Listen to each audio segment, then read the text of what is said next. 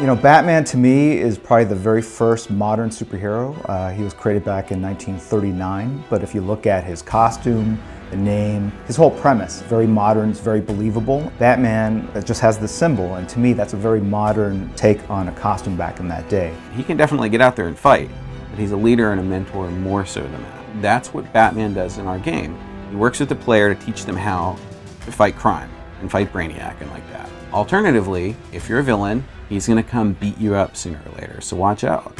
He's really rooted in a modern sensibility in that he's essentially the champion of the city and he's the guardian against all the evil that comes about.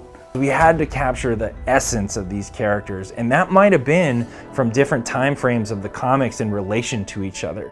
It was a tough thing for us too, because at the time in the comics, what was being paralleled during our development of the game, where we knew we had to have Batman. You can't do a DC Comics game, an MMO like this, especially where you're gonna have legendary mentors and not have Batman, and Bruce Wayne had to be Batman. But in the comics at the time, Bruce was dead. Dick Grayson was subbing in at the time, and we're scratching our heads going, can we do that? It was like, no, we can't do that. As cool as Dick was, as you know, stepping into the cape and cowl while Bruce was gone, there was no way we couldn't have Bruce as Batman. We pulled the best moments from all these different interpretations of the characters and put them together in one coherent universe. And so, in a way, you're playing sort of the best of the greatest hits of the DC universe in this game.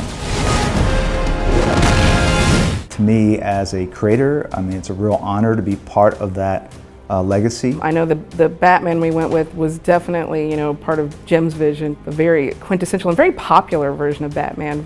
He looks a lot like he did in the Hush books, which is one of my favorite titles. The Batman I drew in Batman Hush, and that was the principal kind of look of Batman that we try to incorporate into the game itself, was a mishmash of a number of different Batmen, Batmans that I read as a kid. We knew for our players and our fans that were coming to the game, they would want to see something that was classic, that was absolutely going to be the perfect, ideal version to as many people as possible of that character. I know that atmosphere was really important when we were developing Gotham, and we basically settled on, well, it's going to be a pretty dark, pretty spooky place, and this is a place filled with crime. So we populated the city with criminals, encounters that heroes or villains could partake in, depending on which side you want to be on. It's got the bat signal always going up in the sky because there's always some kind of crisis going on there right now. Gotham City really embodies corruption and, in a way, decay. It's really something that needs to be saved because it is so damaged.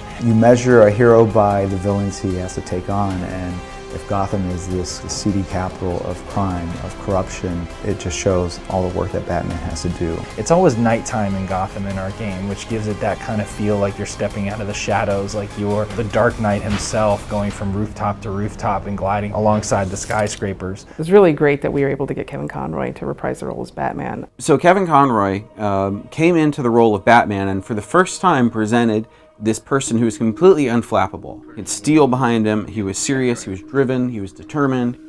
Without discipline, all is chaos. Criminals are cowardly, superstitious, weak. It's this sort of tone that he has and how he does his delivery where there's always this calmness to it. He's an amazing Batman, possibly the one true Batman.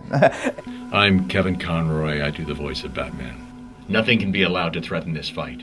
Not even the Joker. He brings the acting into it, and he does it in very subtle ways that I think guys like me can't fully comprehend, but fully appreciate and enjoy.